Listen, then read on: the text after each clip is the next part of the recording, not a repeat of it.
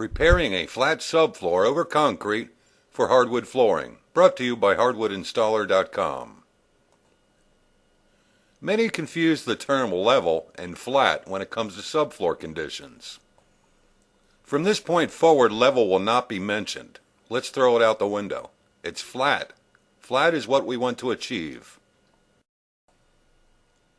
Shown is the use of a straight edge to check for subfloor flatness. The first arrow shows part of the straight edge laying on the concrete subfloor. The other end also lays on the subfloor but out of view. Another arrow pops into the picture. This is the difference in the flatness of the subfloor. Any type of hardwood floor installed in this condition is bound to cause problems. Problems? What kind? Because of the depression or low spot, floating floors will present a squishy feeling. Tongue and groove boards will eventually rub against one another, creating squeaks. Direct glue down with a spread adhesive can lose their adhesive bond, creating popping sounds when walked on. There are a number of products available used for filling problem areas or depressions. In this project, we chose a Parabond product, typically found at flooring supply stores. On to the actual mixing of the floor compound used for taking care of the irregularities of our concrete subfloor. Fast setting stuff like this will dry within 30 minutes. If there's not enough water added to it, it can dry in 10 minutes. Play around with it first before you try it on the floor. Skipping to the chase, the first step would be to add water in any empty 5-gallon bucket. How much water? Add about 3 inches into the bottom of the bucket first to get the hang of it. Next, add small portions of the compound into the water. Don't add too much, otherwise it gets very hard to mix. For the actual mixing, a 2x4 could work.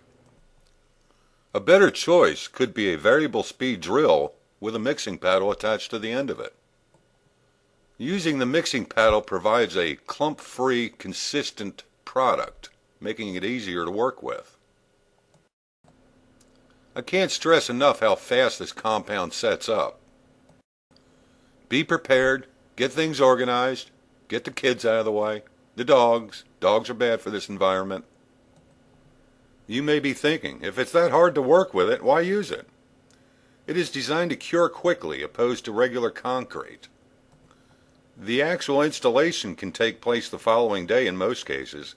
Deeper depressions or larger corrective actions may take longer to cure. The next step is termed screeding.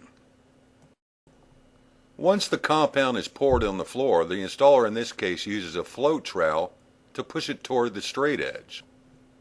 By pulling the straight edge toward the foreground in the picture, it creates a more uniform surface filling in the depression. Once the area is screeded with the straight edge, the installer tapers the perimeter with the float trowel. What's next? Clean those tools. Another benefit to these type of compounds is you can work with it after the cure time. Shown is the use of a 4-inch flooring scraper to taper off the edges where the compound was poured.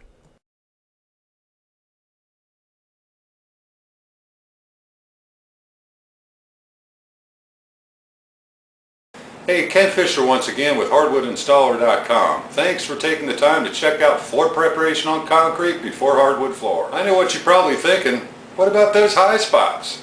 We'll have something on that in the not too distant future. In any event, have a great day. Find us easily on the web. Google hardwood flooring.